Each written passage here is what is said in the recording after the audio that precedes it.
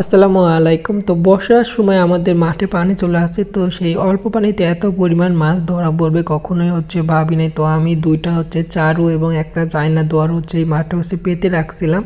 মানে ভাবছিলাম না যে এত পরিমাণ মাছ উঠবে। তো এই মাছগুলো মূলত আছে আমাদের যে পুকুর আছে, সেই পুকুরে নদীর পানি এসে একদম মাঠে পানি পর্যন্ত উঠে গেছে। সেই মাঠে কিন্তু এই পুকুর থেকে যে টাকি, পুঁটি এবং যে চিংড়ি মাছ ছিল, মানে যে বর্ষার সময় যে মাছগুলো সব জায়গায় চলে আসে, সেই মাছগুলো এই পুকুর থেকে মাঠে উঠে আসে। তো মাছগুলো মাঠে আসার মেন কারণ যেহেতু বর্ষার সিজন, সব মাছই কিন্তু ডিম ছাড়ে। তো এই মাছগুলো কিন্তু অল্প পানিতে ডিম ছাড়ে তাদের বাচ্চাকে বড় মাছ থেকে বাঁচানোর জন্য। তো যার কারণে এই মাছগুলো কিন্তু এই মাঠে অল্প পানিতেই ঘাসের ভিতর চলে আসছিল।